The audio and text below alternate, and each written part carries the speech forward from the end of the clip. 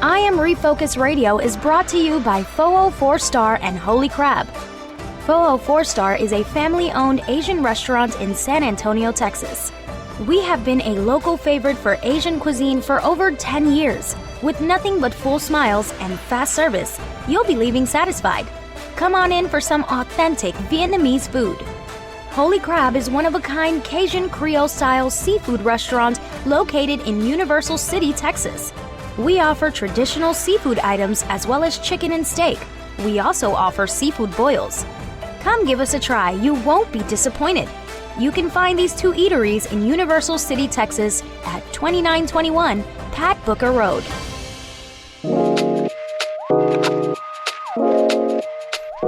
You are listening to I Am Refocused Radio with your host, Shamaya Reed. This show is designed to inspire you to live your purpose and regain your focus. And now, here's your host, Shamaya Reed.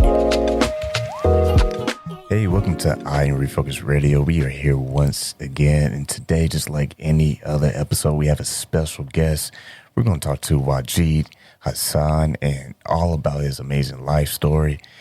Man, this guy has done amazing things. He's not just a book author. He is also an actor, voiceover, just doing narration commercials. He's done stuff with TV and movie roles. And we're going to learn all about him today. He's from Pakistan, went to England and settled in America. I just want to welcome Wajid and say how you doing today, sir. Hey, Shamaya. Good to be here. Thanks for having me on your show. So we're going to learn a lot about you today, man. Tell the audience a little bit about yourself, man. Well, I was born in Pakistan, and my parents moved to England when I was about 3 years old. We couldn't afford plane tickets, so my parents traveled by road. It took 5 weeks to get to England, and I was raised in the north of England till the age of 10, and then we moved to London. I went to high school in England. Had my formal education. And then from there, I got into the technical field as a field service engineer in southern England. And then I moved out here to America permanently in 87, lived mostly in Los Angeles for over 32 years. Got into the technical field there.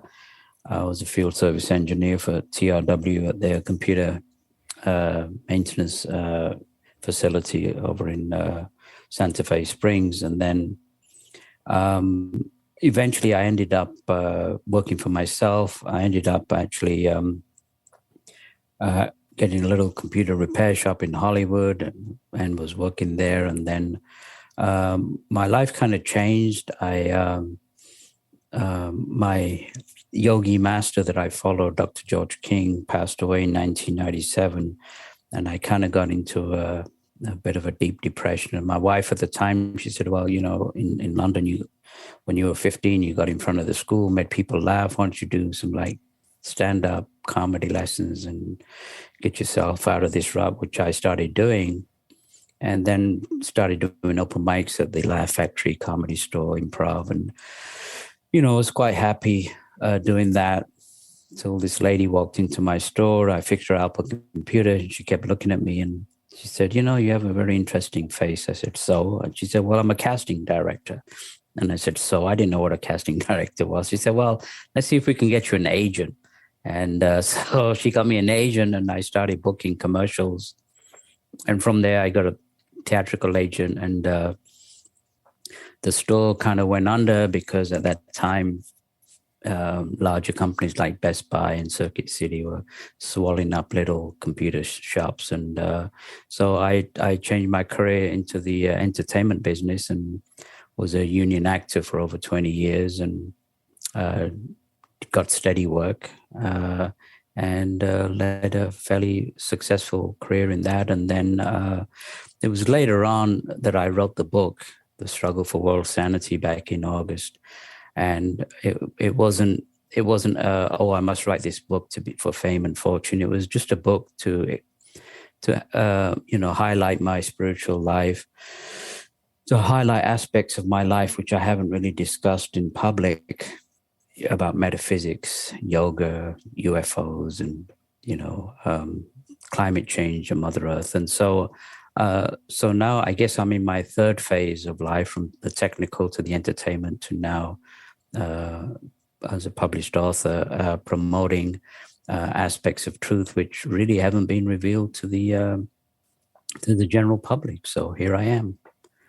Once again, here on I Am Refocused Radio, I have a true honor talking to Wajid, Hassan, and from being a technical technical service engineer, having that background, what was it like making that transition, being this creative person? Because now you had the opportunity to make people laugh and do comedy, but you also do other things. You do voiceovers and narration, and you start getting booked. You have an agent. What was that transition like? Was that something that surprised you? Was this like something that inspired you before? Well, like I said, when I was 15, I got in front of the school and I made everybody laugh. And my drama teacher at the time, she pleaded with me. She said, you're a natural, get into comedy, get into acting. And my parents being, immigrants, fearful immigrants, they would have nothing to do with that. And it was like math and science, and you're doing none of this entertainment rubbish. And so it was always in the back of my mind. So I figured if I could make people laugh at 15, I could make people laugh later on in life. And sure enough, I did. As you know, the entertainment business is extremely competitive, a tremendous amount of rejections. So I had to, from a technical field, I got into menial work, driving taxis, limos, security guard, and stuff like that at night, so that I could stay focused on my auditions. And, only like 0.05% make it big in Hollywood. But I would consider myself as one of the top 5% because I was getting regular work and, getting regular, steady work. And so over the years, it was a fulfilling career. I've taken a hiatus here. I'm in North Carolina right now. I have an agent, but I'm just focusing on promotion. But I guess for the listeners, I remember, COVID last year, a lot of people were at home and a lot of people were rethinking their life. And a lot of them did not go back to work. They quit their jobs and decided to do what they felt inside that they should do. And, the technical background was fine. It made money, but it wasn't fulfilling. I kind of got burnt out and it wasn't something that I had a passion for. And so for your listeners, I think it's important to sometimes go within and figure out what you want to do in life. And it's not about the money. I mean, of course, we have to make money to make ends meet. But to find something that's fulfilling, and I think the entertainment business, you're entertaining people, you're making them happy, you're uplifting them. I feel it's a form of service. You're serving the public. And so anything where you can serve and be helpful to other people, I think is a good aspect. And like I say, so many people quit last year their jobs, and they're searching and they're realizing that, dead end jobs and trying to make ends meet, it's not the answer. And that's an aspect of what I talked about in my book, that there is a kind of an awakening. People's consciousness are changing to something that's more universal, something that's more reaching not only outwards but inwards, and trying to find out who we are, where we were, and where we're going. Once again, you listen to I Am Refocused Radio, talking to Wajid, Hassan, and you talk about this process, sounds like, of rediscovering yourself, going back inward. I think that's very interesting. And you, as an individual, you had a successful career, and now that you transition to the entertainment side, that's also a successful career. So you made a transition and had both best of both worlds, if you will. As an individual being that professional, what is it like to go for your passion and to take that risk? Because it's not like it was an easy task. there was probably some bumps down the road. How were you able to manage that and still be happy and excited about what you're trying to do? Again, it's the motive, and it's you talked about the passion, Shemai. It's correct. Transitioning from the technical to the entertainment. It's I think the saying, "As you think, so you become." You have to think yourself into becoming that which you want to be. But the thing is, it's not like, well, ask the universe and the universe will give it to you. It's hard work. You've got to be really persistent. I don't believe in thinking to the universe for your desires and the universe will give it to you. Yeah, you do that, but you got to kick butt. You got to work hard. Yeah. My accountant, he had a really nice sign on the back of his wall. He said, "I believe in luck." He said, "The harder I work, the luckier I get." I like that. And so you have to find a passion and stick with it, come rain or shine. And, I remember on the technical field, the first time I went out and tried to fix a printer, I was terrified. And so, then eventually I just kept going and finally got, comfortable. And same with the acting. I mean, on the first time on the set, I was just petrified, and you got all the crew and camera and everything in front of you. And so I guess it's anything in life. It's like riding a bicycle or, learning any new career. You've just got to have a goal in mind and stick with it, come rain or shine. And the people who are successful, I had a chance to hang around with a number of years ago with Mark Victor Hansen and Robert Allen. Mark Victor Hansen was actually, he broke the Guinness World record for selling the most books on the planet with his Chicken Soup for the Soul series. And, what people don't understand is that when Mark was trying to make it as an author and trying to get the book published, the initial book published, he came with tremendous amount of rejections. And I think it was a 267th publisher that accepted. Now, he could have given up 100 rejections. He just kept going. And then it was the 267th publisher that accepted, and it changed everything. So I think all successful people go through tremendous amount of failure, and it's just the difference between success and failure is not giving up, and to just keep that goal going.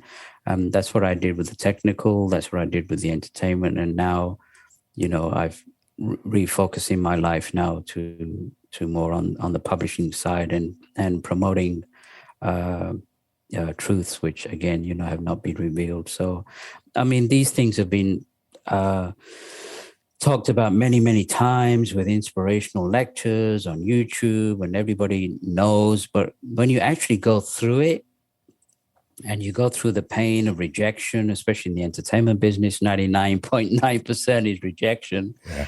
And, and you just say next, and just have to have that thick crocodile skin and keep going on. So it's not, in the end, it's not so much how talented you are. Talent helps, but in the end, it's how persistent you are in order to be successful.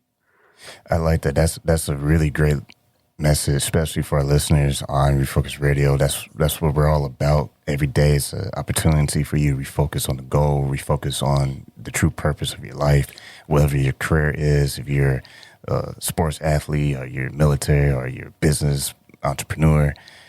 We're human beings. Like we have to get up, like you said earlier in the interview, you have to put in the work. It's that dedication, it's that commitment to being successful. And I like the 99% versus the 1%. 99% of the time, you're going to go through some difficulty in some shape and fashion. But it's that 1%, it's that small little detail that you practice every single day. Like you don't look back unless you're just trying to see how far you came. But you don't stay looking in the rearview mirror. That's why when you drive, the windshield is huge, because that's your opportunities. They're right in front of you. But if you give up, then you are satisfying everything else, all the doubters, all the excuses. But it's the ones who keep going that makes the biggest difference. What is your take on that? Exactly. And I think the mindset right now is not so much, fame and fortune. People are more into, well, what can I do? I think there's an awakening, a kind of a spiritual awakening occurring. I think part of that is because astrologically we're now in the Aquarian age from the Piscean age. The Piscean age was more into emotions and going within, and the Aquarian age that's occurring right now is pushing mankind to be more kinder, more gentler, more open. And so I think the bottom line is whatever venture that you're going to do, I think it's the question is, are you doing it for yourself or for your family, or are you doing it for your country or the world, or something where you can be of benefit? And so I think there's more. There'll be more drive where you can do something that can help other people, that you can be of service, and in whatever endeavor that you do. And so if you have, with that in mind, I think the chances of being successful are more than if you just have this self-centered approach of, well, I'm going to do this so I can amass this, and I can do this, and I can do that. So the mindset these days, and I'm even seeing it in the corporate world, is, that people are becoming more kinder, more gentler, and they're doing things that can help. And of course, we have a situation with climate change. And if you look around, there's, endless wars and pollution and hatred between races and countries and religions. And so, for me, I think my mindset changed because of what I saw happening around. And so from the entertainment, I'm now going into something which I have always done in the background, but now I've opened it up to the point where I can try to inspire people. And again, it's not for material value. It's more so that I can be of service to another individual. So I think if you have that goal in mind, the chances of being successful are very, very good. Once again, you listen to I Am Refocused Radio. We have been talking to Wajid, Hassan, and I love everything that you're saying, especially the inspirational part, making it bigger than yourself. Like, what's the bigger picture? Is it one brick that is important, or is it a series of bricks that makes everything come together? I mean, that's something that's interesting, and I think, especially in today's times, a lot of people have been going through some difficulties, and it's one of those, I hear a lot of people when I do interviews say it's the times where we have to slow down, reflect, and find out where are we, in our personal lives and our professional lives, and where can we go, because sometimes in life you have to pause and say, okay, where am I? And how can I improve this? What are some ways I can navigate through this life and leave it better than I found it? What are your point of view from that stand, as far as the constant progress of trying to improve oneself to go to the next level, but not just for selfish reasons, like you said earlier, to help others do the same? Well, I've been in the corporate environment prior to, when I came to LA, I did also, I did corporate sales, selling computer systems to Fortune 500 companies. I was in a corporate environment where pretty much the harder you work, the more work they piled on you. You're just a number. Yeah. I think the most I got was national employee of the month, and then more work. So in the corporate environment, not only in this country but other countries, there's this sense of coldness, and you're just a number. And and the slave kind of mentality where you just got to work to make ends meet. People are breaking away from that. What I've learned over the years is that, based on my own spiritual journey, which I outline in my book, is that, we're not physical beings. We're actually spiritual beings in physical bodies, and we're here on earth to learn certain lessons, and then we pass on. I'm a firm believer in reincarnation. I think it's a truth that needs to be taught everywhere, but we come back and learn more experiences and come back to the point where we learn everything that we need to learn about life's experiences. But, I think the forefront, and again, people are realizing that there's more to life than the material.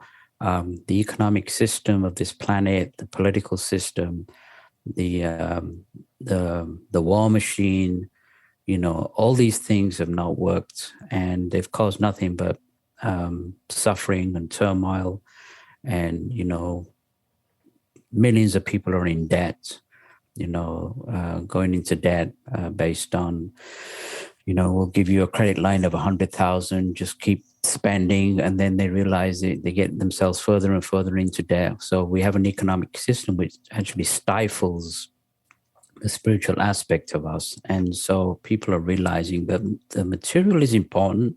I mean, you've got to eat, you've got to have a place to stay, you've got to have some money in the bank. But people are realizing that basic necessities are important. But for me, I think the reality is, how can I make the world a better place? And so from the material successes, which are fine, it's now turning into more, how can I be of service? How can I spiritually inspire people? I'm not talking about religiously inspire, because I think religions, especially the Orthodox religions, have caused a tremendous amount of suffering with infighting and fighting against each other. I think it's a case of returning back to spiritual values, spiritual, basic spiritual, which all religions talk about, thou shalt not kill, love thy neighbor, and learn about the divine law, the action, reaction is opposite and equal, the law of karma, that you're allowed to do whatever you want so long as you face the consequences. And I think these things need to be taught in schools before math and science. The children need to learn that you have your free will and you're welcome to do whatever. But, if you get into drugs and alcohol, if you get into the gangs, or if, you're allowed to do all that, but you have to pay the piper that plays the tune, and all that comes back. So it's basic logic. As somebody from the technical side who's into logic, and then from the entertainment side, who's into creativity, I look at both sides of it and realize that, we have to stay creative, but we have to stay focused on logical aspects of truth, and just realize that, we are our own makers. And so, if you murder somebody, the law of karma is just, you too, you may not be murdered in this life, but you will be murdered somewhere down the road, not to punish you, but to teach you that you can't do these things. And so over the thousands of years that we've been on this planet, we've used our free will, and we've pretty much been reckless. We've raped the planet of her resources without even thinking of giving back. And I think these are the times of great change, not only because of the Aquarian age, but also the Mother Earth herself is a living, breathing entity. She's also raising her vibration. So the time of change has occurred. I think mankind is in the 11th hour, and either they change or have to face the consequences of regression. And the situation that we created on this planet right now is not a good one, but there is a light at the end of the tunnel.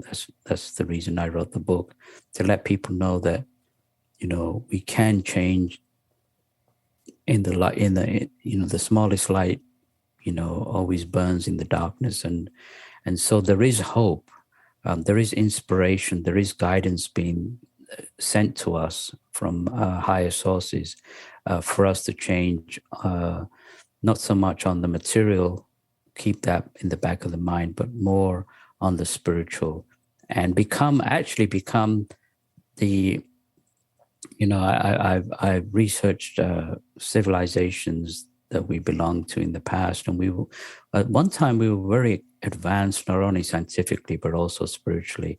So the call today is to reignite that spiritual flame that we had, and become the masters of this world, and again on a higher sense. And the greatest aspect that we can do these days is to be of service and help raise not only mankind but the planet and all living creatures that reside upon her back. You've been listening to Iron Refocus Radio. We've been talking to Wajid, Hassan, and man, what we do, Iron Refocus Radio, we let people tell their story, and that's what it's about. Everyone has their different reason. Everyone has their different story. But that's what's unique about Iron Refocus Radio. We give everyone a platform to have an opportunity. I want to thank Wajid, Hassan, for taking his time for talking to us today. And there's one thing you said that I really, really appreciate, and that's service. Service is everything. Service is something that we all don't always appreciate, but we all need. And we all can serve each other with humility and with gratitude. I think we all can have an opportunity to leave this world better than we found it. So I want to close and just ask you, Wajid, Hassan, how can people stay in contact with you? They can.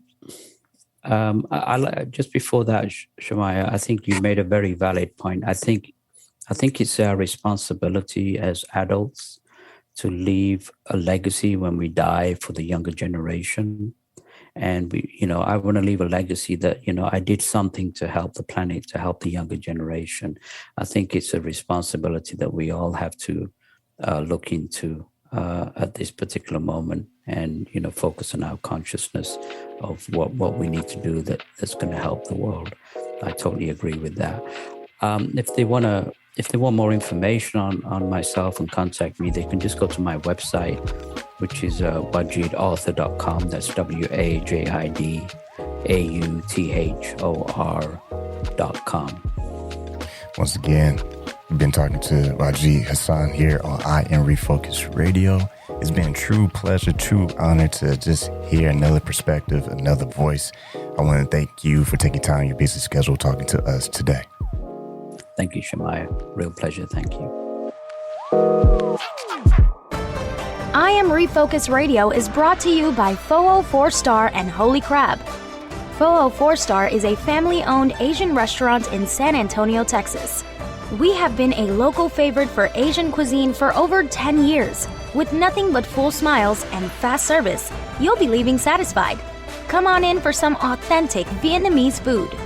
Holy Crab is one-of-a-kind Cajun Creole-style seafood restaurant located in Universal City, Texas. We offer traditional seafood items as well as chicken and steak. We also offer seafood boils. Come give us a try. You won't be disappointed.